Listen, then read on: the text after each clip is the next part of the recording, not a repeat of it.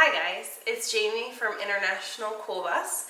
I'm here to make our first cooking video of our new series about how to take our urban homestead and use our products that was inspired with our bus trip and being able to live a little bit more sustainably. So today we're going to be making a jelly out of our berries from our strawberry tree. Now these berries are kind of like a blueberry almost, and they're about the same size, and they have a very unique taste. They kind of taste like cotton candy. So we normally eat them straight off the tree while we're watering the gardens or taking care of our animals, but it has produced a ton. Like this harvest is just from about a day and a half. So we picked the tree clean, and the next day there was tons more. So it produces a ton of fruit in a very small amount of time. So we wanted to think of something unique and different that we can use to make from these berries, more than just eating them straight off the tree. So I'm going to kind of show you how we make it, and then I'll let you know if it's delicious or not, because nobody really has made anything along these lines. So making our first video here, and I'm super excited to show you. So even though I don't have a lot of the strawberry tree berries or Jamaican cherries, they have a couple different names, I decided I was going to make a really small batch of the jelly to see if it's even any good and worth my time harvesting and waiting to make more of the jelly. So the first thing you need to do is to get your ingredients ready. It's always easier if you have everything done and prepared, so you can kind of just dump it in the pot, and then you don't have to worry about getting something measured while time is of the essence, while you've got something simmering in your pot. So since this is a test run, I decided to only start with a half a quart of berries, which means that I'm going to need about 1 cup of water. This is about a half a packet of liquid pectin. And then, as crazy as it sounds, 3 cups of sugar. So since this is my first time around, I'm going to be using white sugar, but as I try this, I'm going to experiment in using sugars that are a little bit better for you. But I wanted to try this in an original sugar flavor and then adjust it from there. The next step is you're going to need to get a pot on your stove, and this is where the jelly begins. So inside your pot, you're going to add your Jamaican cherries, and you want to give them a little bit of a crush because you're not going to be using the skins. You are only using basically the flavor and the insides. So it will eventually explode on its own while you're boiling it, but this way it kind of speeds up the process and you make sure you get all that flavor goodness out of there.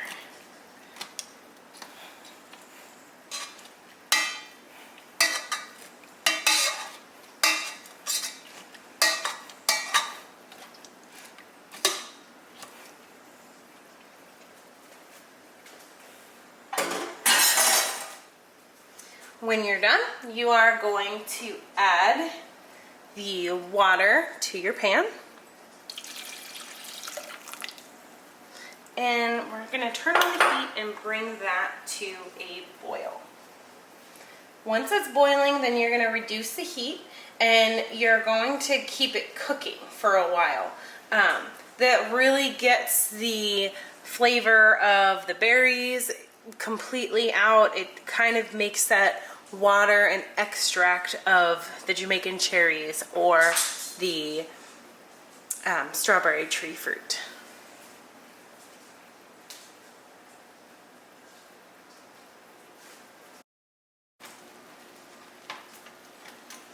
All right, once you get your Jamaican cherries to a boil, you're actually going to reduce the heat and let it simmer on here for about 30 to 45 minutes or until you think it's good enough. So this isn't a lot of the cherries, so I may not have to simmer it for so long.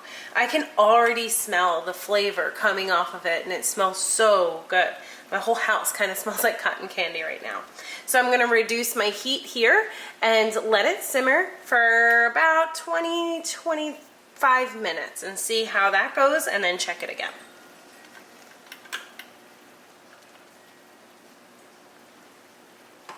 Things that you're definitely going to need is you're going to need a clean bowl, a strainer, and you put the strainer right in that clean bowl, and a cheesecloth.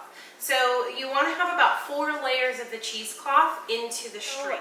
I had it on the stove for about 10 minutes and it's really starting to cook down.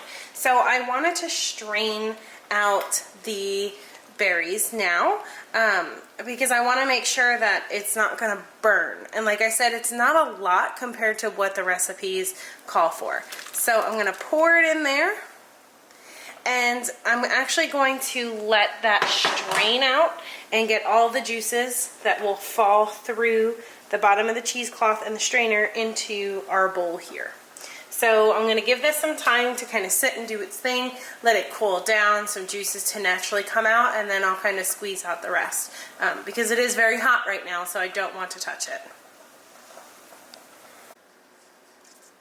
Alright, so I've let it sit here. And I'm going to kind of show you what we got. So if I lift this up, that is all the juices that we have so far. So I'm going to kind of give this a nice little twist. Remember, it's still hot. And see if we can get any more juices out before we do the next step. So what I'm going to do now is I'm going to put this back into our pot over here and do our next step. Alright, so what I'm going to do is I'm going to pour the juices that we just strained out from the cherries back into the pot here.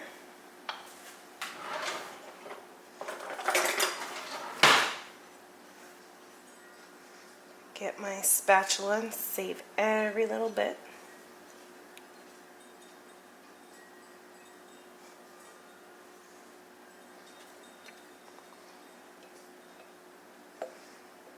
Kind of interesting because this is already a little bit thicker than most of the jellies that I've made. And then we're going to add the sugar into the mix and do it until it dissolves. Now the original recipe called for 3 cups of sugar, and I feel like this is not very much of the liquid, so I'm going to kind of play it by ear here. So I'm going to start off with about 1.5 cups of sugar, and mix that in until it dissolves.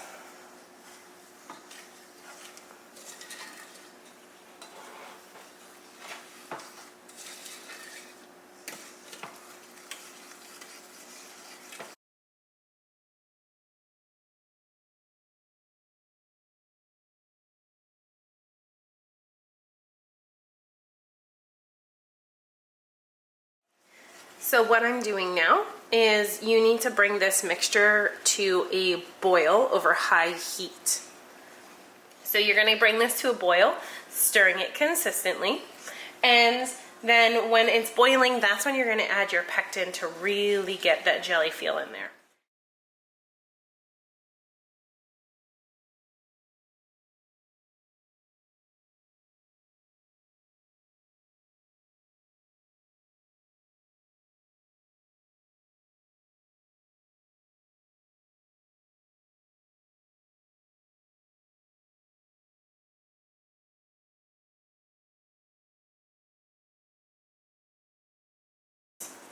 So consistently stirring, we're about at the boiling point. So what I'm going to do, now that it's boiling really good, I'm going to add in the 1/2 packet of pectin that I have ready to go. This is why having this stuff is so important. I'm going to pour it in here while I'm stirring.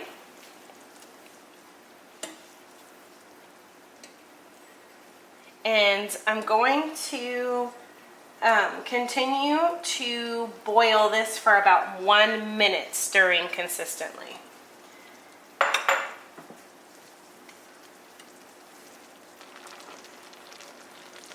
All right, so it's been about a minute. What I'm going to do is I'm going to remove it from the heat completely. And I'm going to get my jars ready. You want to make sure that they're hot jars. So hot jam goes into the hot jars. All right, so I have my jam here, and you can kind of see the foam. So I'm going to skim the foam off the top. And I got a bowl right here that's kind of my trash bowl. It's going in the sink anyway.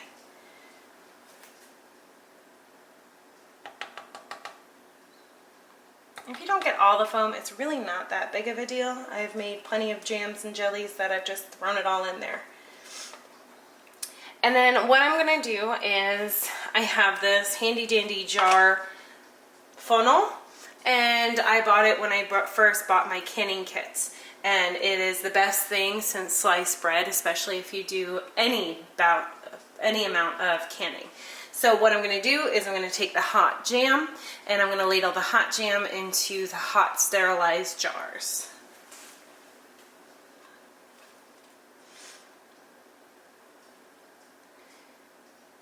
And while you're doing this, you want to make sure that you don't do it all the way up to the top. You want to leave some room, especially if you're going to be processing these and putting them through a water bath, because it just gives you your jam and jelly a little bit of room to breathe.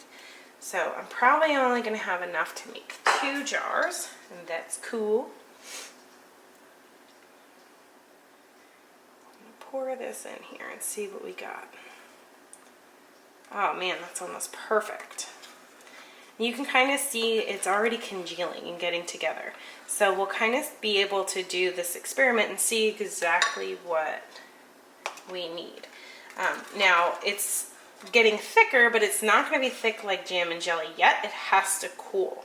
So you're going to get nervous if this is the first time you've ever made something. You might get nervous because it does not look like a jam or jelly right now, but it does have to cool. So the cooling process definitely solidifies it a little bit more. All right, so the jelly is still warm, but I kind of wanted to taste it because I can't wait and I'm super impatient. So I am going to open up one of these and just try it on a spoon because I'm not quite sure what to eat it with yet. So I want to try just plain old Jane. So I've never had this before, so this is an honest reaction to what this tastes like. It might be delicious, it might taste like total crap. I don't know, it's a mystery.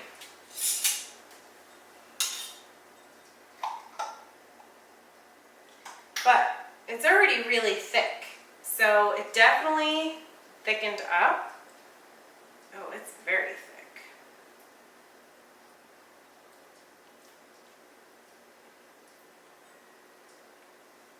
That is amazing.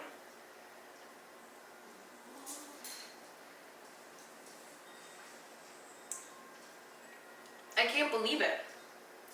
So it's a very, very sweet taste.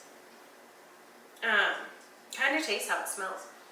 But it doesn't totally taste like eating the berry straight off the tree. It does have a hint of like that cotton candy flavor to it, but it's delicious.